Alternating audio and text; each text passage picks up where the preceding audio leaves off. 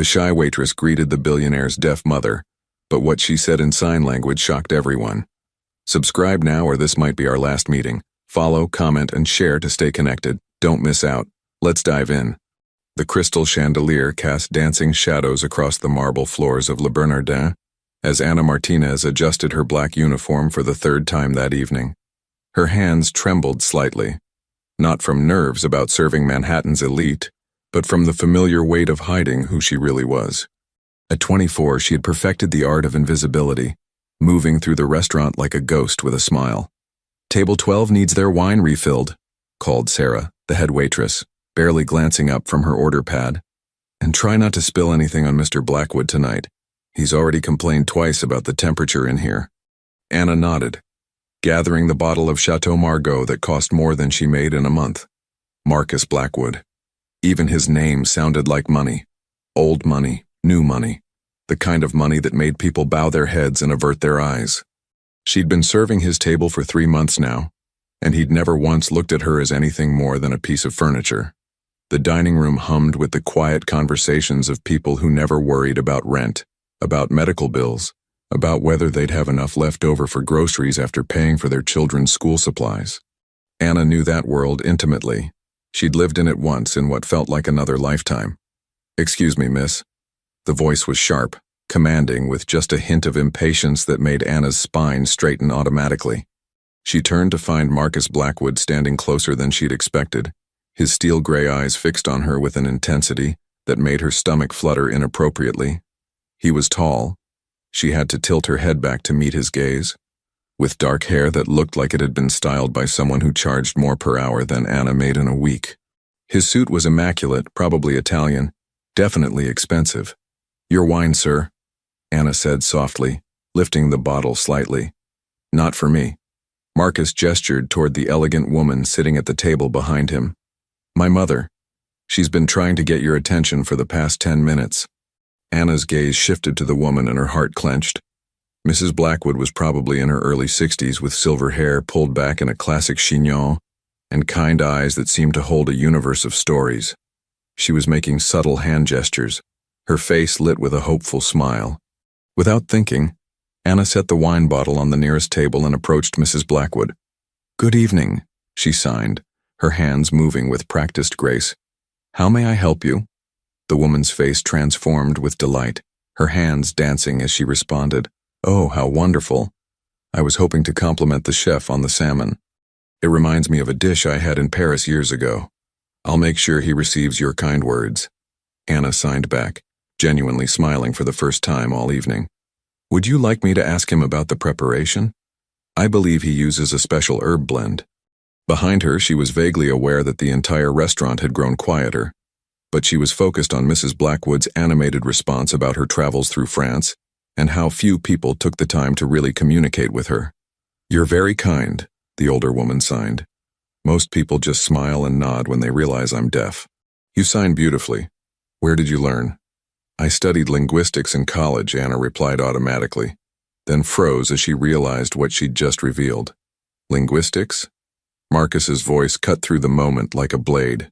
He was staring at her with an expression she couldn't quite read. "What university?" Anna felt the familiar panic rising in her chest. She'd been so careful for so long, and now one moment of genuine human connection had cracked her carefully constructed facade. It was just a few classes, sir. Nothing important." "Nothing important?" Marcus stepped closer, his voice dropping to a tone that somehow felt more dangerous than when he'd been demanding. "You speak sign language fluently. You mentioned linguistics, and I'm betting that's not the only language you know. What else are you hiding?" The question hung in the air between them like a challenge. Anna could feel the eyes of other diners on them, could sense Sarah hovering nervously nearby, probably calculating how much trouble Anna was about to cause. "I should get back to work," Anna said quietly, reaching for the wine bottle. "Wait." Marcus caught her wrist, not roughly, but firmly enough to stop her movement. The contact sent an unexpected jolt through her system, and she saw something flicker in his eyes that suggested he'd felt it too. "I'm sorry. That was unnecessarily harsh." Anna looked down at his hand on her wrist, noting the expensive watch, the manicured nails, the complete absence of calluses or scars that marked a life of physical labor. When she looked back up, his expression had shifted into something almost vulnerable. "Your mother is lovely," she said softly. "She was telling me about her trip to Paris. She likes you." Marcus released her wrist but didn't step back.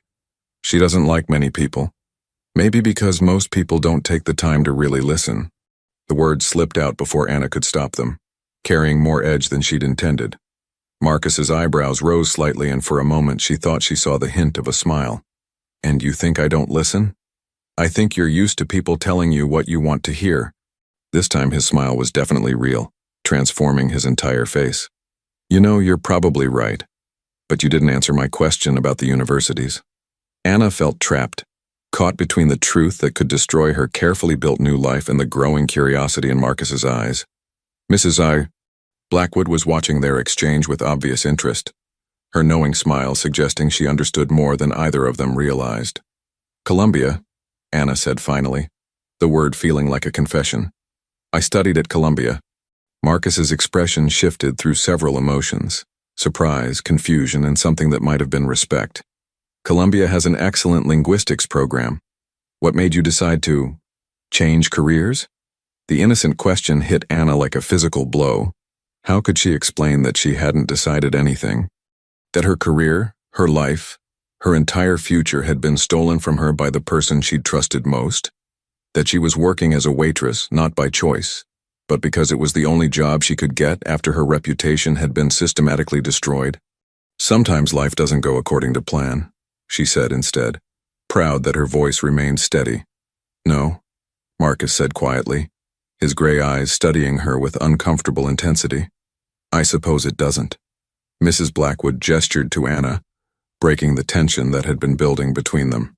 "You two should talk more," she signed with a mischievous smile. "My son works too much and doesn't meet enough interesting people." "What did she say?" Marcus asked, his tone almost suspicious. Anna felt heat creep up her neck. "She said you work very hard." "That's not all she said. She also mentioned that you should eat more vegetables." Marcus laughed, a genuine surprised sound that made several other diners turn to look. "My mother did not sign anything about vegetables." "How would you know? You don't speak sign language." "No, but I know my mother's sense of humor. And judging by the way you're blushing, she said something designed to embarrass one or both of us." Anna opened her mouth to deny it, then realized there was no point. Marcus was clearly more perceptive than she'd given him credit for. "She thinks you should meet more interesting people." "Does she?" Marcus glanced at his mother, who was trying very hard to look innocent. "And what do you think? Am I meeting interesting people?" The question felt loaded with meaning Anna wasn't sure she wanted to unpack. Standing this close to him, she could smell his cologne, something expensive and subtle that probably cost more than her monthly rent. She could see the fine lines around his eyes that suggested he smiled more than his reputation would indicate, and the way his suit jacket stretched across his shoulders. "I think," Anna said carefully, "that you're used to meeting people who want something from you. And you don't want anything from me?" The question was asked lightly, but Anna caught the underlying edge of vulnerability. How many people had disappointed him? How many relationships were built on his bank account rather than genuine connection? "I want you to let me do my job before Sarah decides I'm more trouble than I'm worth." Marcus glanced toward the hostess station where Sarah was indeed watching their interaction with barely concealed anxiety. "Right. Of course." He stepped back, but his eyes remained fixed on Anna's face. "But this conversation isn't over." "Sir?" "I have questions, Anna Martinez." The fact that he knew her full name shouldn't have surprised her. He probably knew the names of everyone who worked in places he frequented. "And something tells me you have answers that might surprise me." Anna felt her carefully constructed world beginning to shift on its axis. For 3 months she'd been just another invisible service worker, safe in her anonymity. Now Marcus Blackwood was looking at her like she was a puzzle he intended to solve, and that was the last thing she could afford. "I should really get back to work," she said again, but this time it sounded more like a plea. "Of course." Marcus stepped aside with a gesture that was almost courtly. "But Anna, I'll see you next week." It wasn't a question or a request. It was a promise that made Anna's pulse quicken with equal parts anticipation and terror. As she walked away, she could feel his eyes following her movement across the restaurant. "Mrs. Blackwood caught her eye as she passed, signing a quick "he likes you" that made Anna stumble slightly over her own feet. The rest of the evening passed in a blur of wine refills and food service, but Anna was hyper-aware of table 12. Every time she glanced in their direction, Marcus seemed to be watching her, his expression thoughtful.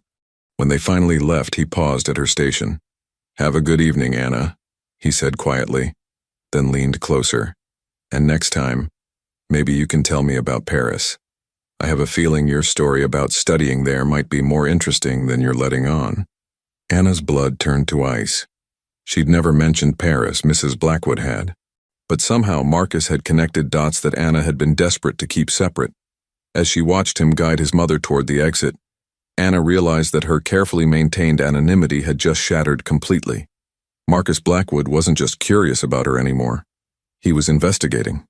Anna's hands shook as she counted her tips at the end of the night, Marcus's parting words echoing in her mind like a warning bell. Paris. How had he known about Paris? She'd been so careful to bury that part of her life, to become someone completely different from the woman who had once negotiated million-dollar deals in boardrooms overlooking the Seine. "You okay, girl?" Sarah appeared beside her, concern creasing her weathered features. "You look like you've seen a ghost."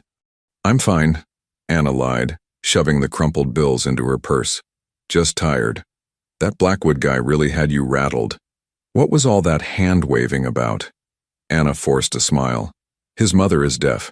I was just taking her compliments to the chef. Since when do you know sign language?" The question was casual, but Anna caught the underlying curiosity. She'd worked so hard to blend in, to be unremarkable. One conversation with Marcus had undone months of careful invisibility.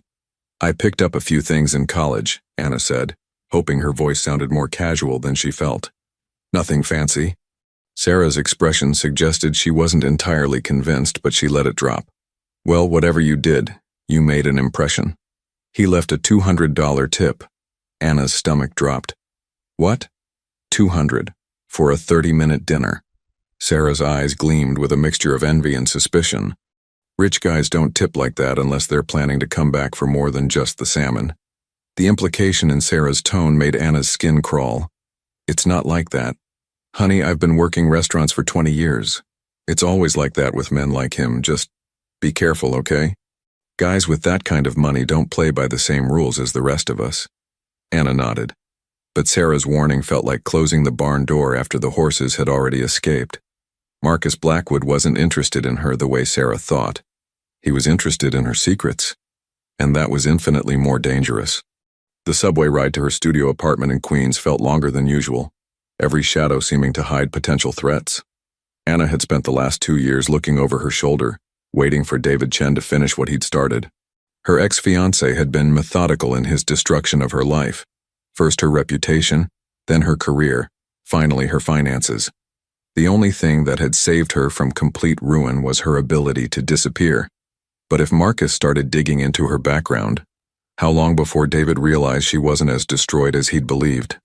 How long before he decided to finish the job? Anna's phone buzzed as she climbed the 3 flights to her apartment. "Unknown number. Hope you don't mind. I got your number from the restaurant's HR department. This is Marcus Blackwood. I wanted to thank you for being so kind to my mother tonight. She hasn't stopped talking about you." Anna stared at the message, her heart hammering against her ribs. HR department. Of course. Men like Marcus didn't ask for permission. They simply took what they wanted. The casual violation of her privacy should have made her angry, but instead, it filled her with bone-deep terror. She started to type a polite response, then deleted it. Started again, deleted again. Finally, she turned off her phone without responding at all. Her apartment was exactly what someone would expect for a waitress in Queens. Small, sparse, furnished with cast-offs and clearance items. But hidden beneath her mattress was a lockbox containing her real treasures, a Columbia MBA, a CPA license, and documents proving ownership of patents that David had stolen along with everything else. Anna pulled out her laptop, a relic from her previous life that she'd managed to hide from the creditors. Her fingers hesitated over the keyboard before typing in the search terms she'd avoided for 2 years. David Chen and Pinnacle Financial. The results made her stomach lurch. David's company had grown exponentially since her exile, built on the foundation of her stolen work. But it was the recent news that made her blood run cold. Pinnacle Financial announces merger with Blackwood Industries. Marcus Blackwood, David Chen, partners. Anna's hands flew to her mouth, stifling the scream that wanted to escape. It couldn't be a coincidence. David was many things. Cruel, calculating, utterly without conscience, but he wasn't careless. If he was partnering with Marcus, it was for a reason. Had he somehow discovered where she was? Was Marcus's sudden interest in her part of some elaborate plan to finish what David had started? Her phone buzzed again. Another message from Marcus. I know you're probably tired, but I can't stop thinking about our conversation. Would you have dinner with me tomorrow? Somewhere we can actually talk. Anna stared at the message until the words blurred together. Every instinct screamed at her to run, to disappear again before whatever web David was spinning could trap her. But running required money she didn't have, and she was tired of being afraid. More than that, she was tired of being invisible. Against every rational thought in her head, Anna typed back, I work tomorrow night, but I'm free for lunch. The response came immediately. Perfect. I'll pick you up at noon. Wear something comfortable.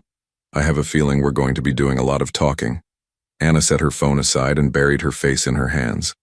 She was either about to make the biggest mistake of her life or finally take the first step toward reclaiming it. Either way, there was no going back now. The next morning brought a text message that made Anna question her sanity all over again. Change of plans. Meet me at the Columbia University campus, the steps of Low Library. I want to see where you studied. Anna's blood turned to ice. Columbia. He was already investigating her background, already connecting dots she'd tried desperately to erase. The casual mention of her alma mater felt like a trap closing around her. But what choice did she have? Running would only confirm his suspicions, and she was tired of living like a ghost. Anna dressed carefully in the one outfit she'd salvaged from her previous life, a simple black dress that had cost more than she now made in 2 months. It felt strange against her skin, like wearing a costume from a play she'd forgotten how to perform. The campus was alive with the energy of students rushing between classes, their faces bright with the kind of optimism Anna remembered feeling once upon a time. She found Marcus exactly where he'd said he'd be, sitting on the library steps with 2 coffee cups and an expression of barely contained curiosity. He looked different in the daylight, younger somehow, less intimidating.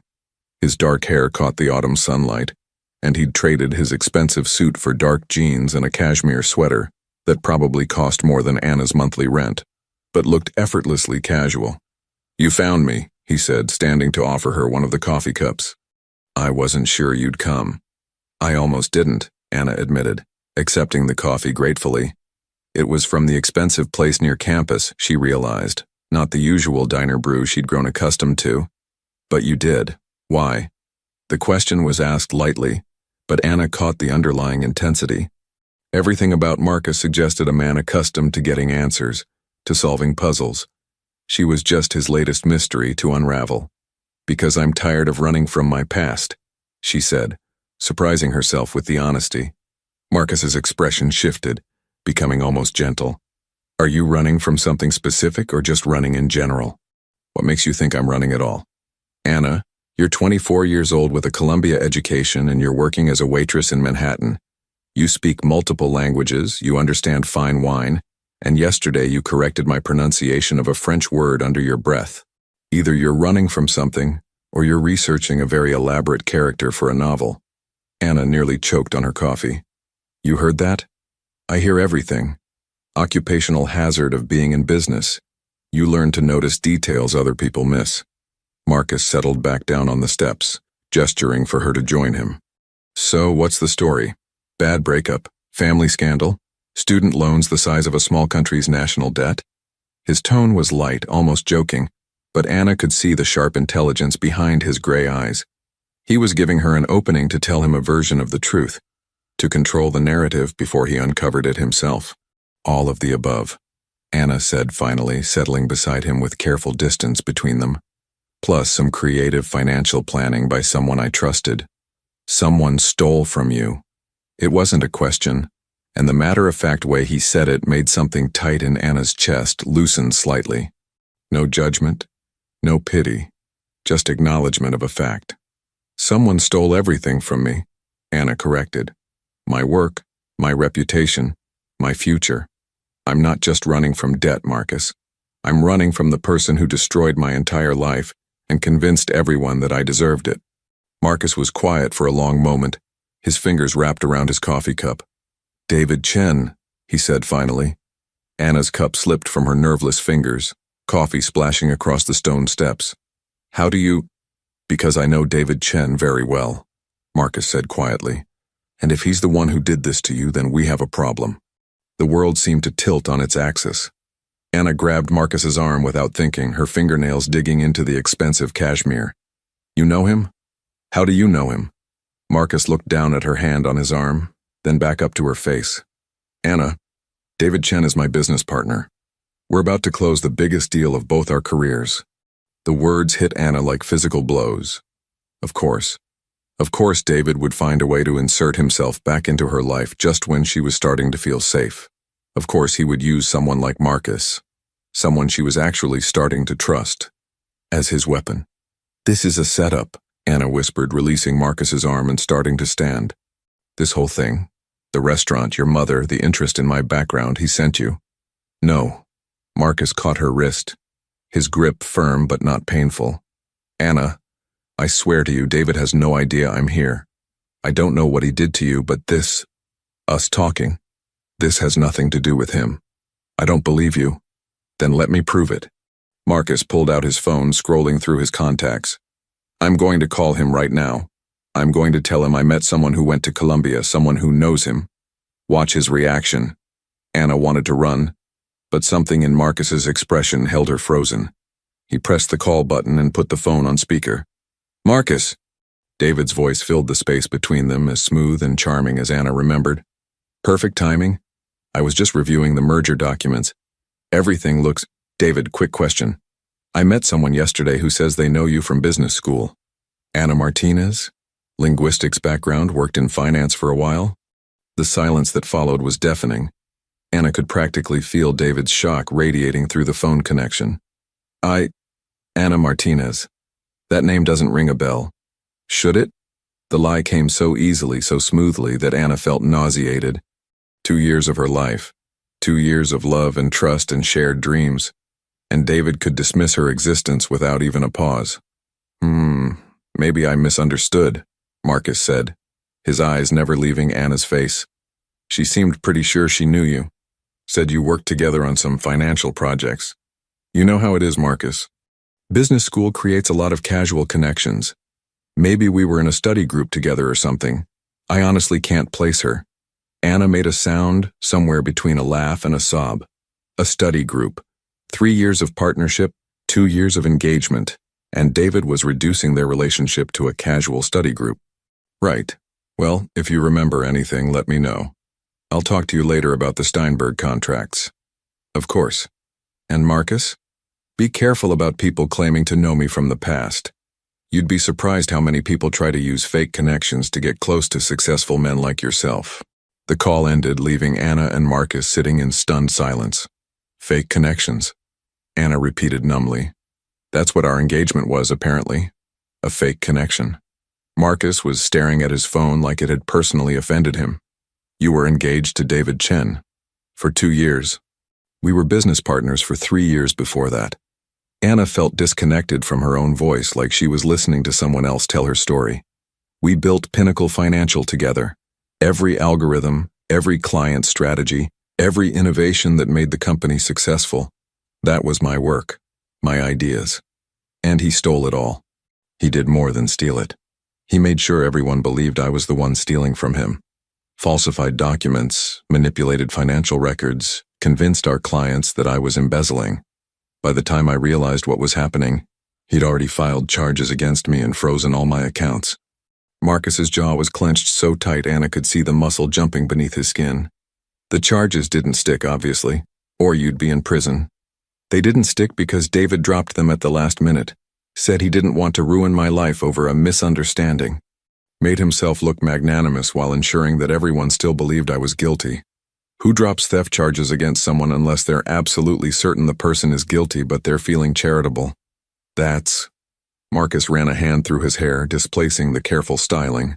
That's diabolical. That's David. Anna laughed, but there was no humor in the sound. And now he's your business partner, so I guess the question is, what are you going to do about it? Marcus looked at her for a long moment, his gray eyes unreadable. Then he stood up and extended his hand to her. I'm going to find out the truth, he said simply. And then I'm going to make sure David Chen pays for what he did to you. The words should have filled Anna with hope, but all she felt was weary resignation. Men like David didn't pay for their crimes. They profited from them. And men like Marcus, no matter how sincere they seemed, always chose money over justice when the moment of truth arrived. But when she looked up at his outstretched hand, something in his expression made her chest tighten with an emotion she'd thought David had killed forever. Hope. Against her better judgment, Anna took his hand and let him pull her to her feet. Why? She asked quietly. Why would you risk a business deal to help someone you barely know? Marcus didn't answer immediately. Instead, he studied her face with an intensity that made her feel exposed, like he could see straight through all her carefully constructed defenses. Because, he said finally, I've spent my entire life surrounded by people who want something from me. And yesterday, for the first time in years, I met someone who just wanted to be kind to my mother. Someone who didn't even know who I was, who had no agenda except basic human decency. He paused, his thumb brushing across her knuckles in a gesture that sent heat shooting up her arm. And because David Chen just lied to my face about knowing you, which means everything you've told me is probably true, and everything he's told me is probably a lie. Anna felt tears prick at the corners of her eyes. When was the last time someone had believed her without proof, without documentation, without endless explanations? What if you're wrong? She whispered. What if I'm the liar? Marcus smiled, and the expression transformed his entire face. Then I guess I'm about to make a very expensive mistake. But something tells me that's not the case. He started walking, still holding her hand, and Anna found herself following. Where are we going? To my office. I want to show you something. Marcus, I can't. People will see your reputation. Anna. He stopped walking and turned to face her fully. I don't care about my reputation. I care about the truth. And I have a feeling that the truth about David Chen is going to be very, very interesting. As they walked across campus together, Anna caught glimpses of their reflection in building windows. The billionaire and the waitress, their lives intersecting in ways that should have been impossible. But for the first time in 2 years, Anna felt like she might be more than just a victim of David's ambition. She felt like she might be someone worth fighting for. Marcus's office occupied the entire top floor of a gleaming tower in Midtown, with floor-to-ceiling windows that offered a breathtaking view of Manhattan. Anna tried not to gawk as they walked through the reception area, where assistants in designer suits moved with quiet efficiency, and everything from the furniture to the artwork screamed old money and careful taste. Mr. Blackwood, his assistant rose as they approached, her professional smile faltering slightly when she saw Anna. You're not scheduled to be in today. Change of plans, Jennifer. Hold my calls for the next hour. Marcus guided Anna toward the massive double doors of his private office. And Jennifer, complete confidentiality on this meeting. Of course, sir.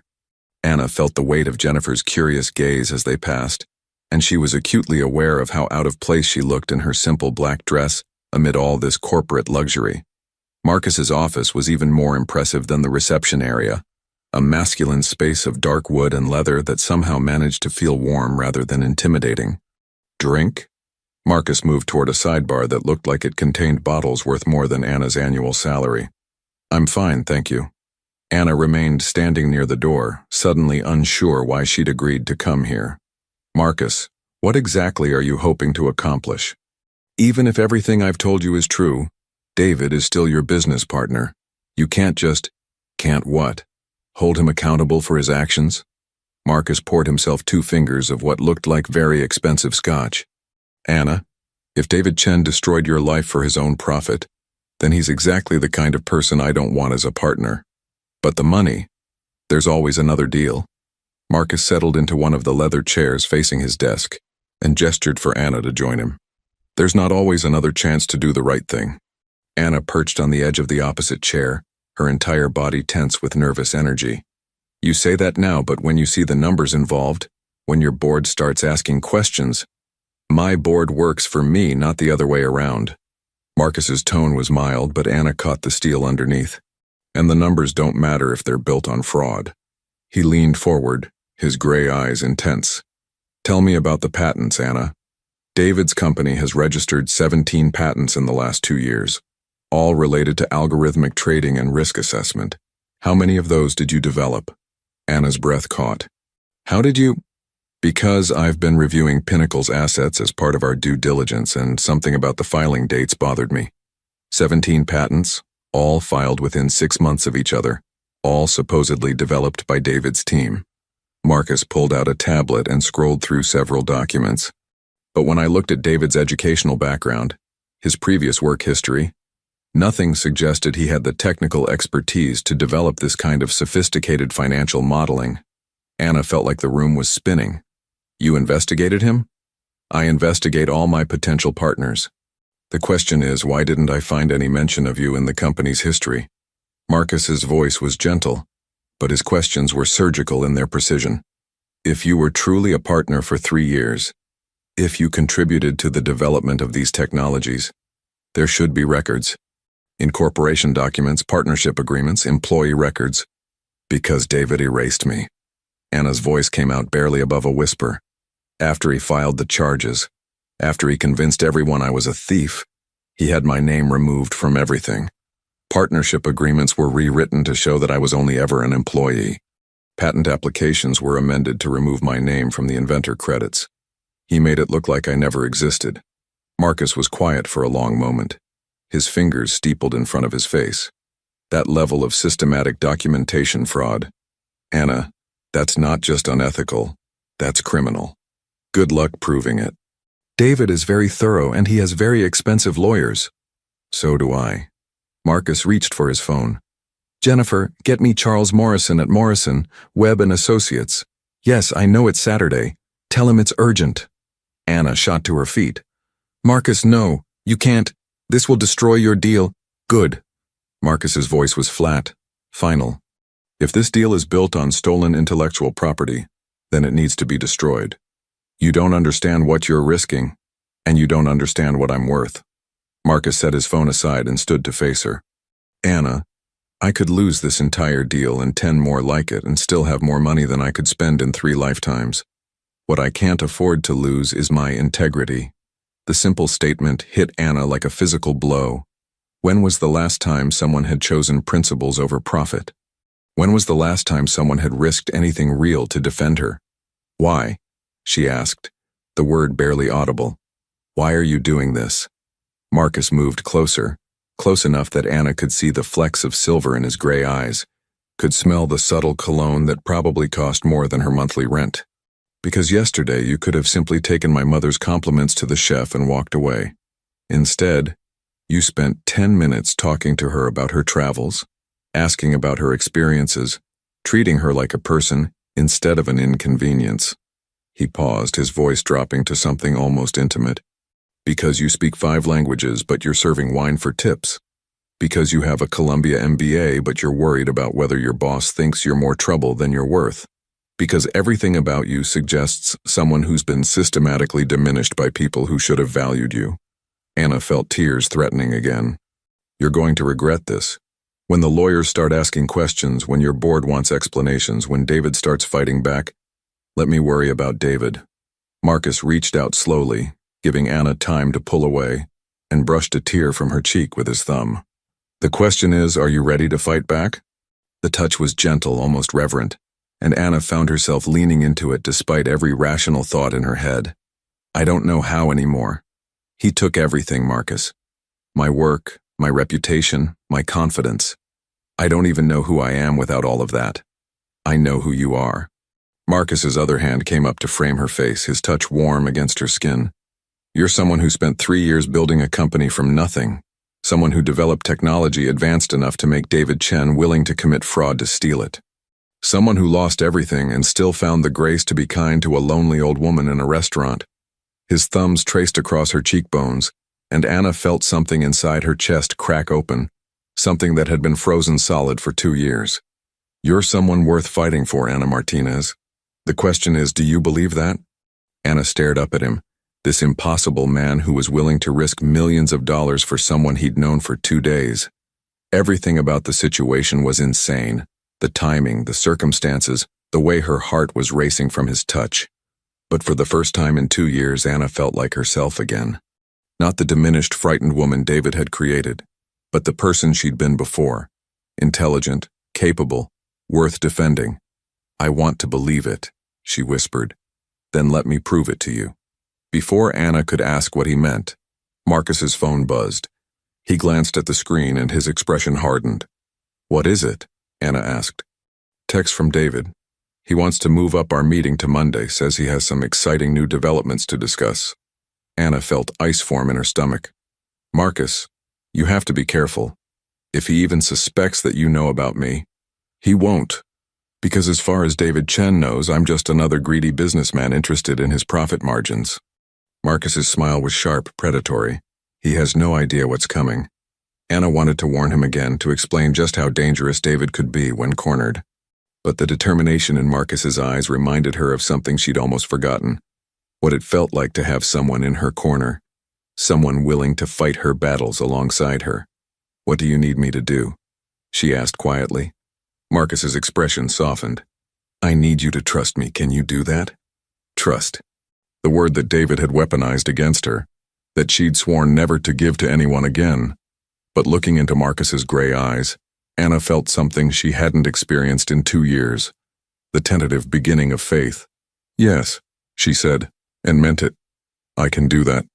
Marcus's smile was like sunrise after the longest night. "Good.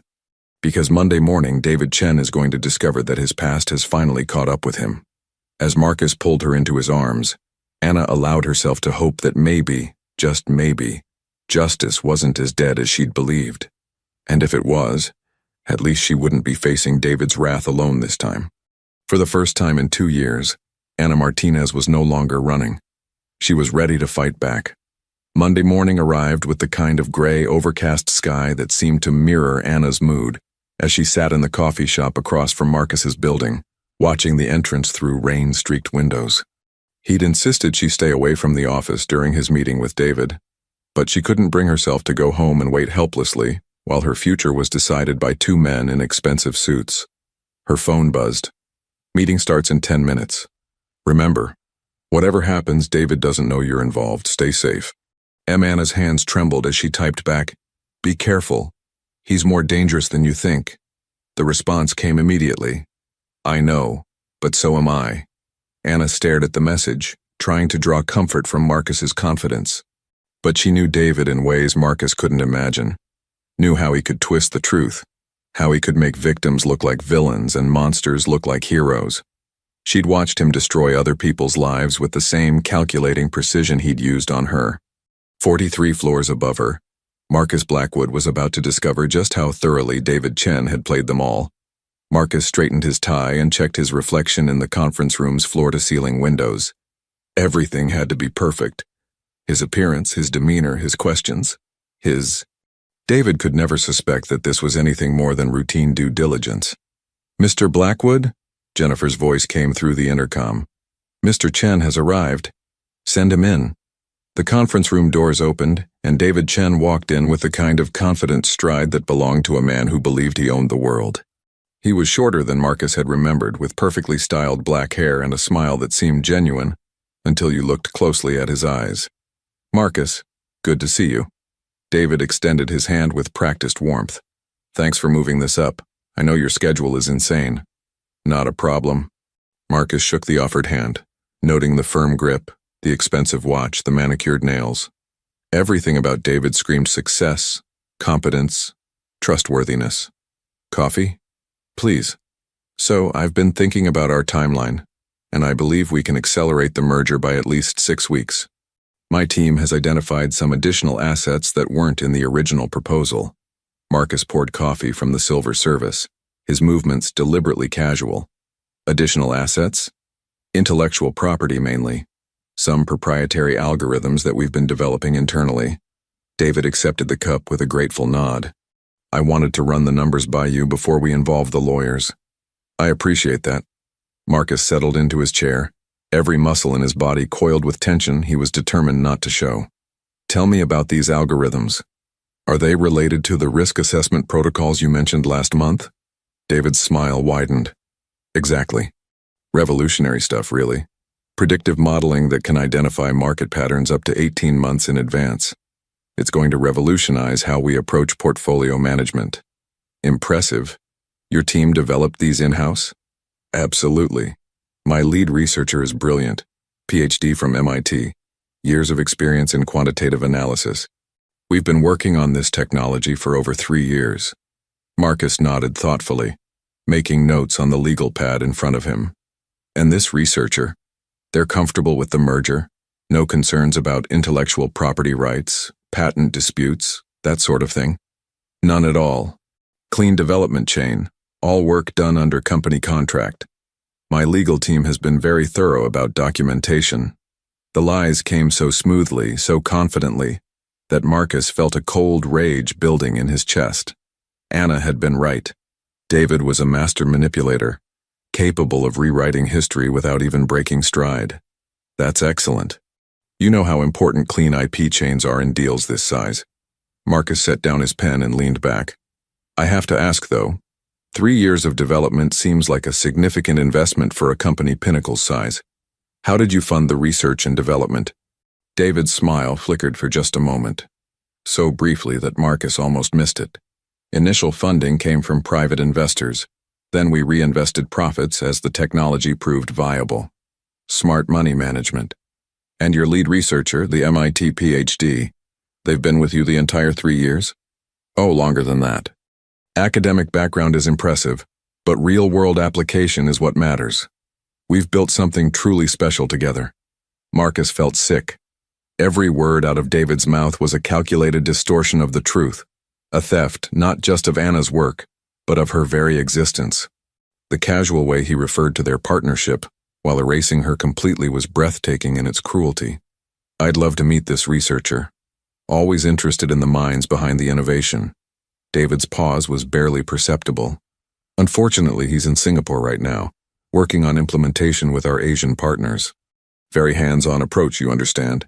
Brilliant, but not much for corporate meetings. Of course, well, when he returns, I'd appreciate an introduction. Marcus reached for his coffee, using the movement to study David's expression. In the meantime, I'd love to review the development documentation, timeline, methodology, testing protocols.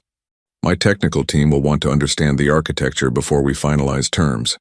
Naturally, I'll have my assistant prepare a comprehensive package. David pulled out his phone, fingers flying over the screen. Should have everything to you by end of week. Marcus nodded, making another note. Perfect. And David? I appreciate your transparency about the additional assets. Trust is the foundation of any successful partnership. Absolutely. David's smile was radiant with what appeared to be genuine warmth. Honesty in business isn't just ethical, it's profitable. Lies have a way of catching up with you eventually. The irony was so thick Marcus could taste it. Couldn't agree more. They spent another 30 minutes reviewing financial projections and merger timelines, David painting a picture of exponential growth and market dominance that would have been compelling if Marcus hadn't known it was built on theft and fraud. When David finally left, his handshake was firm, his demeanor confident, his promises elaborate. Marcus waited until he heard the elevator doors close before pulling out his phone. Call Charles Morrison. Now. Anna was on her 3rd cup of coffee when her phone rang. Marcus's name on the screen made her heart skip. How did it go? She asked without preamble. Exactly as you predicted. He lied about everything. The development timeline, the research team, the funding sources. And Anna? He's claiming that his lead researcher is a man with a PhD from MIT. Anna's laugh was bitter. Let me guess, this mysterious researcher is conveniently unavailable for meetings? In Singapore, apparently. Very hands-on, but not much for corporate environments. How convenient. Anna closed her eyes, feeling the familiar weight of David's manipulations. Did he seem suspicious about your questions? Not at all. He was practically glowing with what he clearly thought was his own cleverness. Marcus's voice carried an edge of disgust. Anna, I've met some unscrupulous people in my career, but the casual way he erased your existence, it's sociopathic. I tried to warn you. You did. And you were right about everything. There was a pause. Then Marcus's voice became gentler. How are you holding up? Anna looked around the coffee shop, at the normal people living normal lives, unaware that their simple Monday morning was the most surreal experience of her recent memory. I keep waiting for the other shoe to drop. David doesn't make mistakes, Marcus. If he's being this cavalier about the lies, it's because he thinks he's already won. What do you mean? I mean, he's planning something. David doesn't just react to threats, he anticipates them and neutralizes them before they become problems. Anna felt a chill that had nothing to do with the rain outside. Marcus, what if he knows? What if this whole thing is some elaborate trap? That's impossible. There's no way he could know we've been in contact. Are you sure? Think about it. You ask him about someone from Colombia, someone with a linguistics background who claims to know him. Then, 3 days later, you're suddenly asking detailed questions about his development team and intellectual property chains. That's a hell of a coincidence. Marcus was quiet for a long moment. You think he's figured out that you're the Colombia connection? I think David Chen doesn't believe in coincidences any more than you do. Shit. Marcus's voice was tight with worry. Anna, where are you right now? Coffee shop across from your building. Why? Because if you're right, if David has figured out our connection, then you're not safe.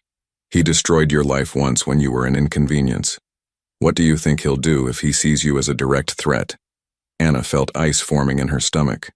She'd been so focused on the possibility of justice, on the hope of vindication, that she hadn't fully considered what David might do to protect himself.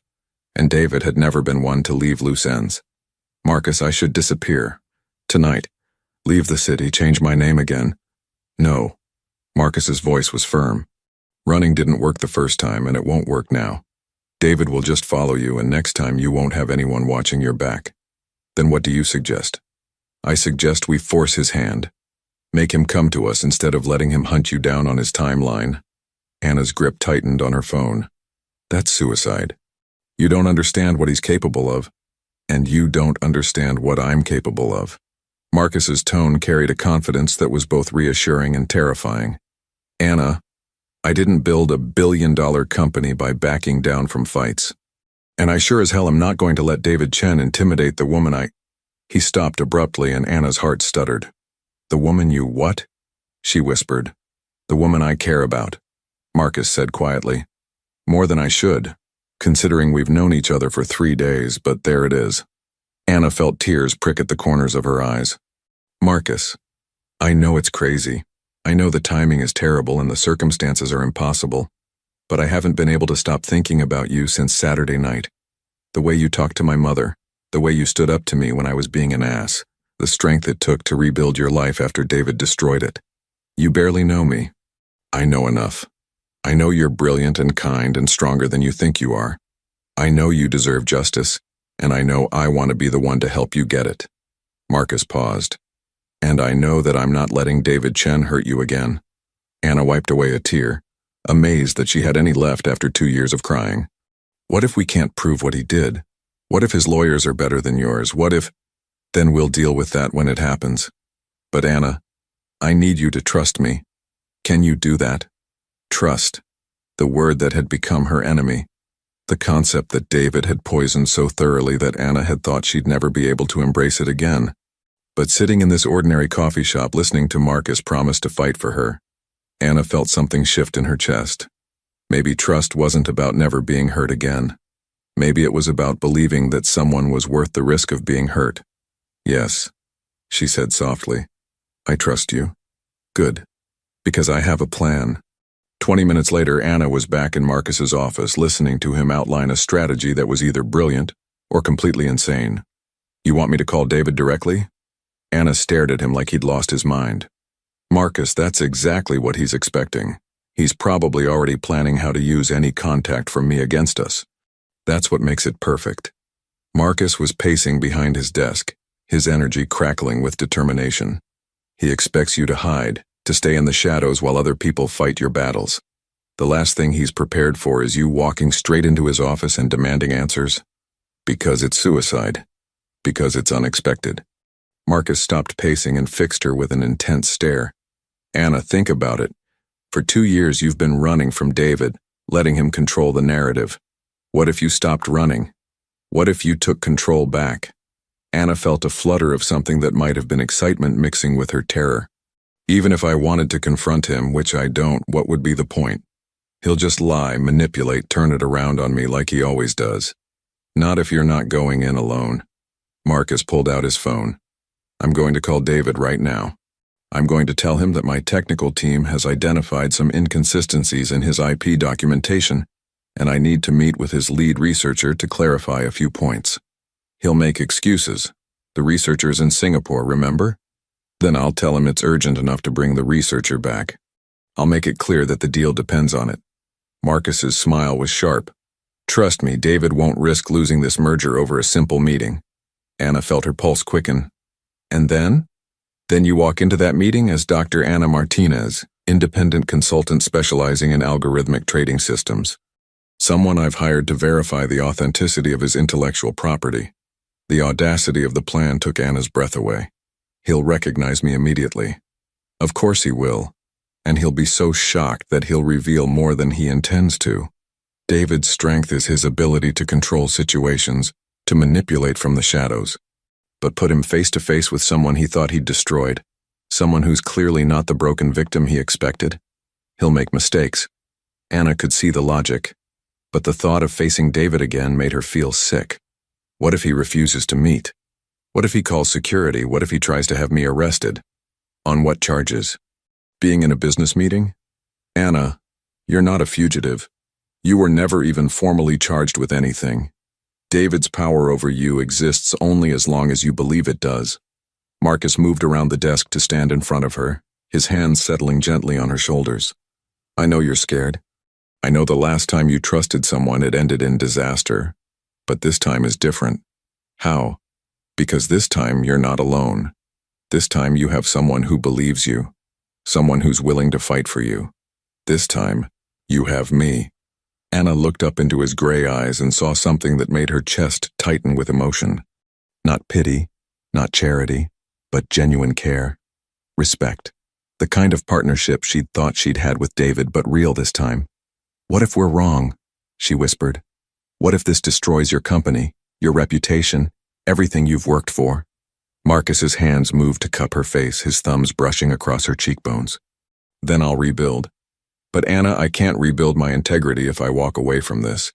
I can't look at myself in the mirror if I let David Chen win. His voice dropped to something almost intimate. And I can't lose you now that I've found you. The words hung in the air between them, loaded with implications that Anna wasn't sure she was ready to handle. But the sincerity in Marcus's expression, the gentle way he was touching her, the absolute certainty in his voice, it all combined to break through the last of her resistance. Okay, she said quietly. Let's do it. Marcus's smile was like sunrise. You're sure? I'm terrified, but yes, I'm sure. Anna took a deep breath, feeling something shift inside her chest. It's time to stop running. Marcus pulled her into his arms then, holding her tight against his chest, and Anna allowed herself to draw strength from his warmth, his confidence, his absolute faith that justice was possible. Tomorrow, she would face David Chen for the first time in 2 years. Tomorrow, she would either reclaim her life or watch it be destroyed all over again. But tonight, for the first time since her world had collapsed, Anna Martinez felt like she was exactly where she belonged. The Pinnacle financial offices occupied 3 floors of a glass tower in the financial district, all clean lines and modern efficiency designed to project success and stability. Anna stood on the sidewalk across the street, staring up at the building that had once represented all her dreams, now turned into the monument to her nightmares. Second thoughts? Marcus appeared beside her, 2 coffee cups in hand. About 100 of them. Anna accepted the coffee gratefully, kneading the warmth against the October chill. I used to love this building. David and I picked it together, spent hours planning how we'd design the offices, talking about the company we were going to build. And you did build it. The fact that he stole credit doesn't change that. Anna looked at Marcus, taking in the expensive suit, the confident posture, the way he seemed to command space just by existing. Are you sure about this plan? Once we walk in there, there's no going back. I'm sure. Marcus's voice was steady, calm. The question is, are you ready? Anna thought about the woman she'd been 2 years ago. Confident, successful, naive enough to believe that hard work and talent were enough to protect her from people like David.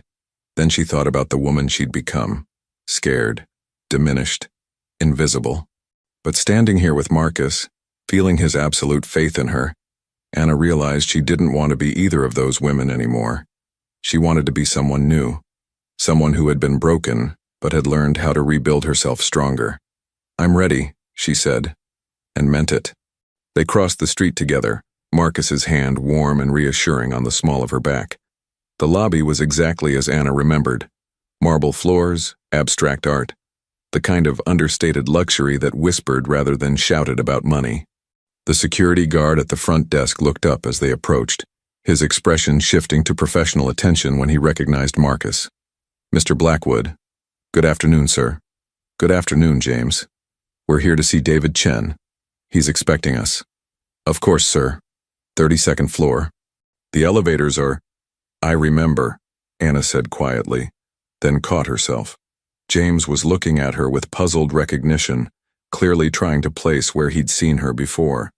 "Dr. Martinez is consulting on our merger," Marcus said smoothly. "Intellectual property verification." "Of course, have a good meeting." As they rode the elevator up, Anna felt her heart hammering against her ribs. The familiar numbers climbing on the display, 20, 25, 30, each one bringing her closer to a confrontation she'd spent 2 years avoiding. "Breathe," Marcus said quietly, his hand finding hers. "Remember, you belong here. This company exists because of your work." The elevator doors opened onto the familiar reception area, all glass and chrome and carefully curated success.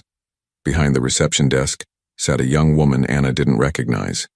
David had clearly replaced the entire staff after Anna's departure. "Mr. Blackwood."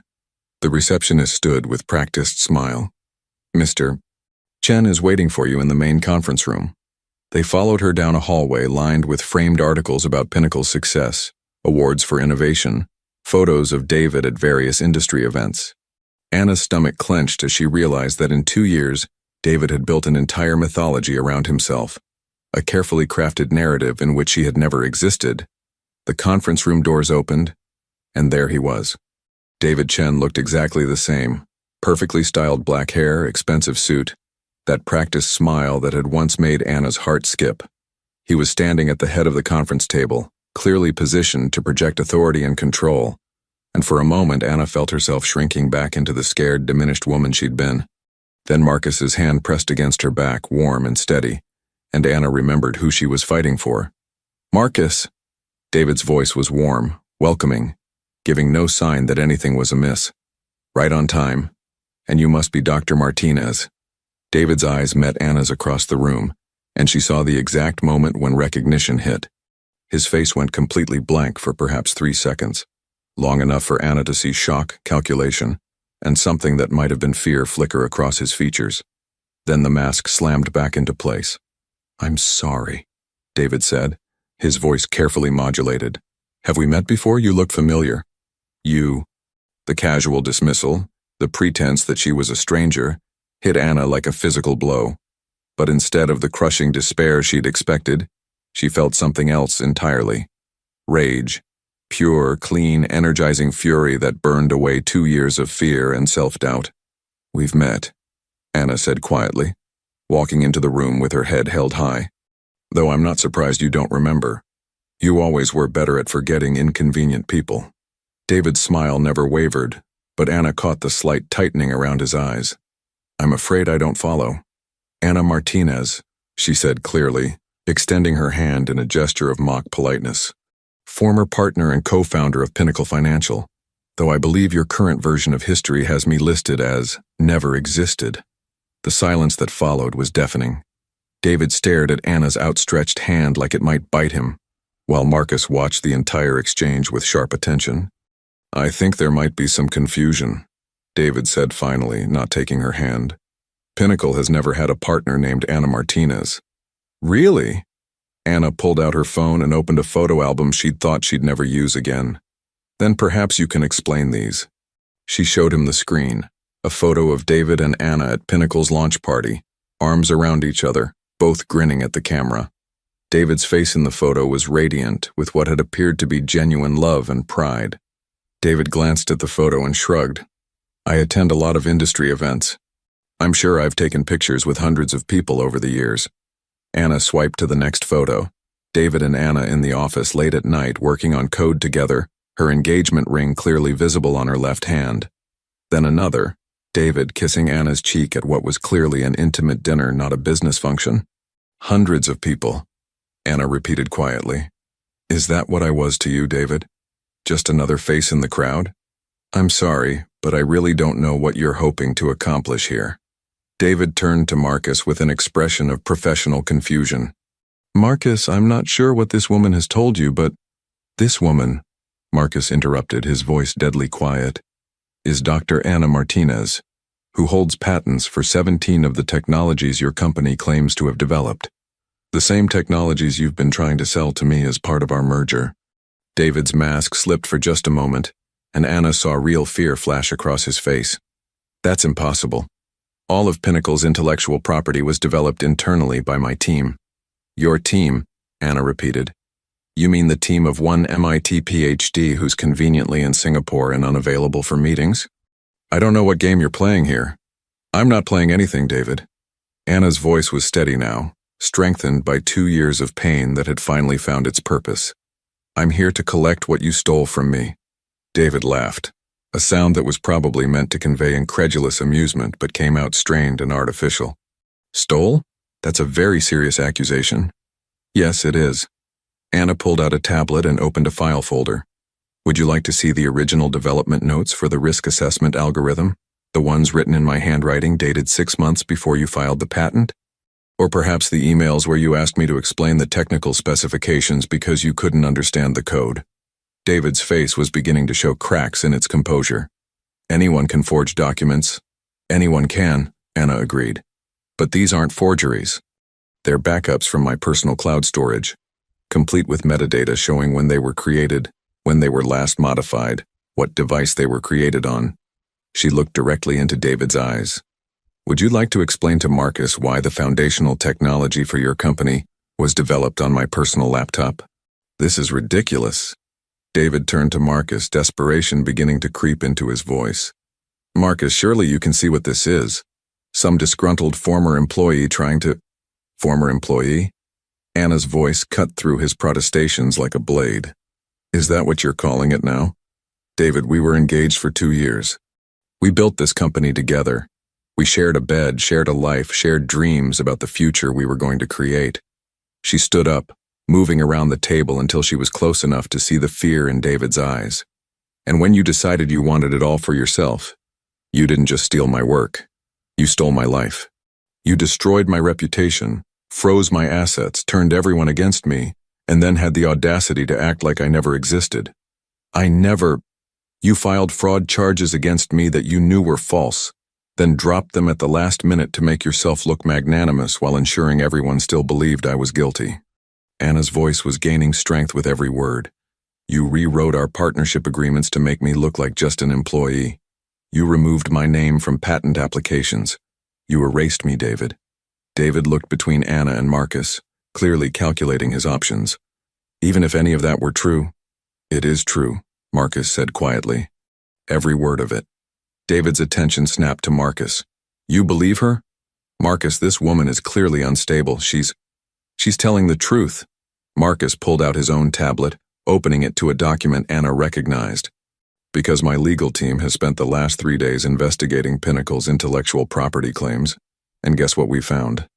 David went very still. What do you mean? I mean that the original patent applications tell a very different story than the current ones. Metadata analysis shows that your patents were systematically altered to remove Anna's name as co-inventor. The dates of invention were changed. The technical specifications were rewritten to hide the fact that the work was done on external systems. Marcus stood up, his presence suddenly filling the room with quiet menace. We also found the original partnership agreements, David. The ones that show Anna as an equal partner, not an employee.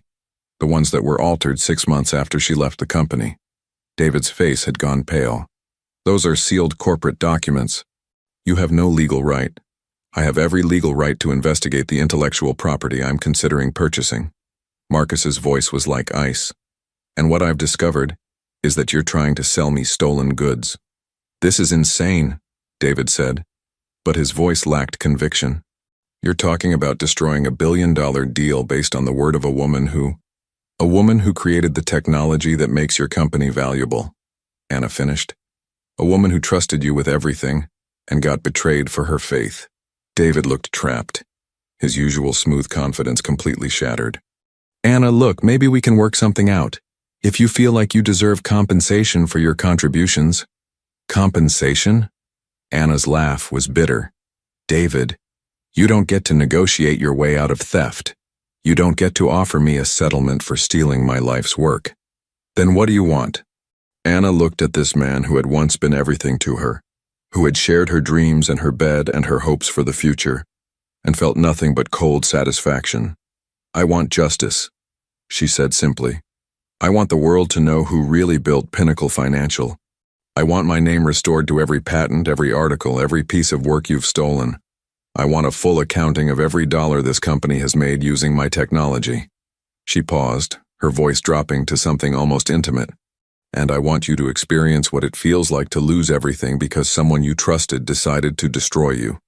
David stared at her in stunned silence, clearly recognizing the woman he'd tried to crush in the strong, determined person standing before him. The deal is off, Marcus said quietly. Effective immediately, and David?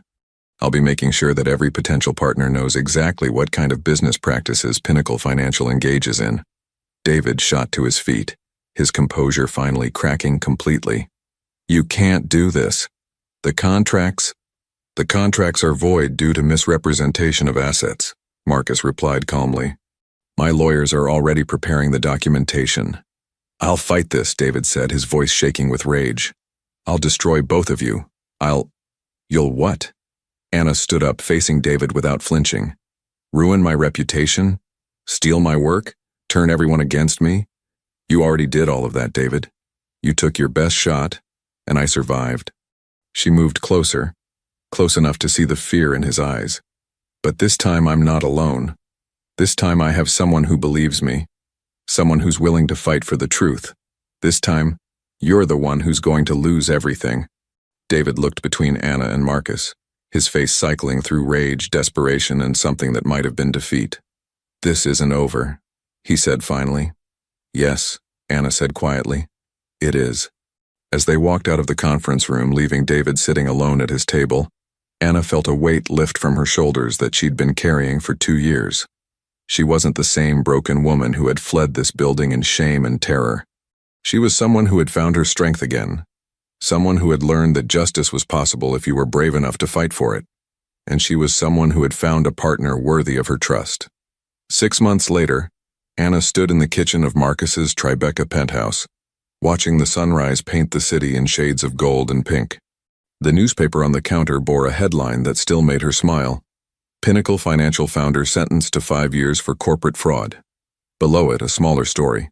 Martinez Technologies announces record profits in first quarter. Still reading about David's downfall?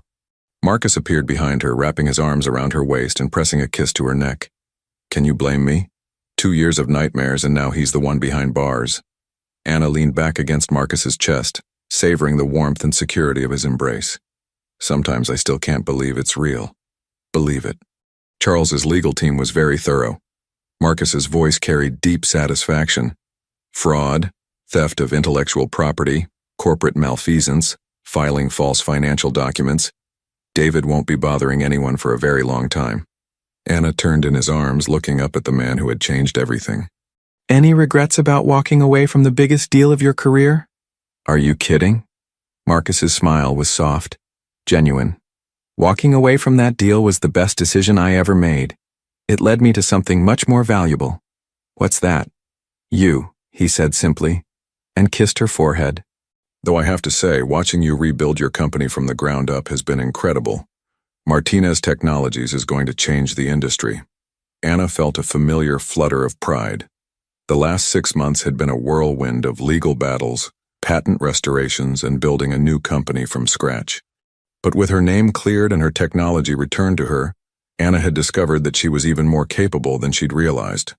Martinez Technologies already had contracts worth millions, and 3 major firms were competing to invest. "We're going to change the industry," Anna corrected. "I couldn't have done any of this without you." "You could have. You just needed someone to remind you how strong you are." The soft sincerity in Marcus's voice made Anna's chest tighten with emotion. Even after 6 months, she sometimes couldn't believe that this was her life. Waking up in Marcus's arms, building a company that was truly hers, facing each day without fear or shame. "I have something for you," Marcus said, his tone shifting to something that sounded almost nervous. "It's not my birthday. I know, but there's something I've been wanting to ask you, and I couldn't wait any longer." Anna felt her heart skip as Marcus reached into his pocket and pulled out a small velvet box. Her breath caught as he dropped to one knee right there in the kitchen, the morning sunlight streaming through the windows and painting everything in soft gold. "Anna Martinez," Marcus said, his voice steady, despite the vulnerability in his eyes. "6 months ago you walked into my life and turned everything upside down. You made me remember why integrity matters more than profit, why truth is worth fighting for, why love is the most important investment anyone can make." He opened the box, revealing a ring that took Anna's breath away. A classic solitaire that was elegant without being ostentatious, beautiful without being showy. Exactly what she would have chosen for herself. "You've taught me that real strength isn't about never falling down. It's about getting back up and becoming someone even better than you were before. You've shown me what it means to fight for what's right, even when the odds are impossible." Marcus paused, his gray eyes shining with emotion. "I know we've only known each other for 6 months. I know it's fast, maybe even crazy. But Anna, I've never been more certain of anything in my life." He took a breath, his voice dropping to something intimate and tender. "I love you. I love your brilliant mind and your generous heart. I love your strength and your vulnerability. I love the way you sign to my mother and the way you make terrible coffee, and the way you get this little crinkle between your eyebrows when you're concentrating on code." Anna felt tears streaming down her face, but they were happy tears, the kind she'd thought she'd forgotten how to cry. "Most of all," Marcus continued, "I love the way you've made me want to be a better man. You've made me believe in partnership that's real, in love that's based on respect and admiration, and genuine care." He looked up at her with absolute sincerity. "Anna Martinez, will you marry me? Will you let me spend the rest of my life proving that not all partnerships end in betrayal, that love doesn't have to be dangerous?" Anna stared down at this incredible man who had risked everything to fight for her, who had seen her at her most broken and helped her become stronger than she'd ever been. The ring in the box caught the morning light, sending tiny rainbows dancing across the walls. "Yes," she whispered, then louder. "Yes, Marcus. Yes to all of it." Marcus slipped the ring onto her finger with hands that were surprisingly steady, then stood and kissed her with a tenderness that made Anna's knees weak. When they broke apart, both of them were crying and laughing at the same time. "I can't believe you proposed to me in your kitchen," Anna said, admiring the way the ring looked on her hand. "I couldn't wait for some fancy restaurant or romantic vacation. I wanted to ask you here, in the space where we've had our best conversations, where you've taught me how to really live instead of just existing." Anna looked around the kitchen that had become so familiar, so much like home, and realized he was right. This was where they'd planned strategy for the legal battles, where they'd celebrated each victory, where they'd learned to trust each other completely. "Besides," Marcus added with a grin, "after everything we've been through, I figured simple and honest was better than elaborate and performative." "Simple and honest," Anna repeated, thinking about how perfectly those words described what they'd built together. "I like that." Marcus pulled her close again, and Anna marveled at how safe she felt in his arms, how right this all seemed. A year ago she'd been hiding in Queens, convinced that her life was over, that trust was impossible, that love was just another word for vulnerability. Now she was engaged to a man who had proven that partnership could be about building each other up instead of tearing each other down, that love could be a source of strength instead of weakness. "So," Marcus said, his voice warm with amusement, "any thoughts on wedding planning? Please tell me you're not going to be one of those brides who wants a year-long engagement and a wedding that costs more than most people's houses." Anna laughed, the sound bubbling up from a place of pure joy. "Actually, I was thinking something small. Family. Close friends. Maybe your mother can teach me some more sign language before the ceremony. She's going to be thrilled. She's been dropping hints about grandchildren since our third date. Grandchildren? Anna raised an eyebrow. We just got engaged 30 seconds ago and you're already thinking about kids? With you? I'm thinking about everything. Kids, grandkids growing old together. The whole beautiful mess of building a life with someone. Marcus's expression grew serious. Anna, I know David hurt you badly. I know trust doesn't come easily anymore. But I want you to know that I'm in this for the long haul. Whatever comes, we'll face it together. Anna felt her heart swell with an emotion so big she could barely contain it. I know, she said softly. I trust you, Marcus. Completely. The words would have terrified her 6 months ago, but now they felt like a gift. To him and to herself. She'd learned that trust wasn't about never being hurt again. It was about choosing to believe that some people were worth the risk, and Marcus Blackwood was definitely worth the risk. Good, Marcus said, kissing her again. Because I have some ideas about our honeymoon that require a significant amount of trust. Oh, really? Anna's eyes sparkled with mischief. What kind of ideas? The kind that involve Paris, champagne, and showing you that not all French connections end in heartbreak. Anna felt a momentary pang at the mention of Paris, the city where she'd once thought she'd build a life with David, where her dreams had first begun to take shape. But looking into Marcus's eyes, she realized that those old dreams had been small, limited by her inability to imagine that someone could love her without trying to diminish her. Paris sounds perfect, she said, meaning it. As long as you promise not to propose again, I don't think my heart can take any more surprises today. Deal, but I reserve the right to surprise you in other ways. What kind of other ways? Marcus's smile was mysterious, full of promises and possibilities. You'll have to trust me. I do, Anna said, and realized she meant it completely. I trust you with everything. As they stood together in the morning light, Anna thought about how far she'd come from the terrified woman hiding in Queens, convinced that her life was over. She'd learned that endings could be beginnings, that losing everything could teach you what was truly valuable, that the worst betrayal could lead to the most authentic love. David Chen had tried to erase her from existence, but instead, he'd forced her to discover who she really was when everything else was stripped away. And who she was, it turned out, was someone strong enough to rebuild, brave enough to fight, and wise enough to recognize real love when she found it. So, Marcus said, his arms tightening around her, ready to start planning the rest of our lives? Anna looked at her engagement ring, sparkling in the morning sunlight, then up at the man who had helped her remember that she was worth fighting for. I'm ready, she said, and for the first time in years she meant it without reservation. The future stretched out before them, bright with possibility and rich with promise, and Anna Martinez, soon to be Anna Blackwood, was finally ready to embrace it all. Outside the windows, the city hummed with life and energy, full of people starting their own new chapters, fighting their own battles, discovering their own strength. Somewhere in a federal prison, David Chen was beginning to understand what it felt like to lose everything. But here, in this kitchen filled with morning light and laughter and love, Anna and Marcus were just beginning to understand what it meant to have everything that truly mattered. And it was more beautiful than either of them had ever dared to dream.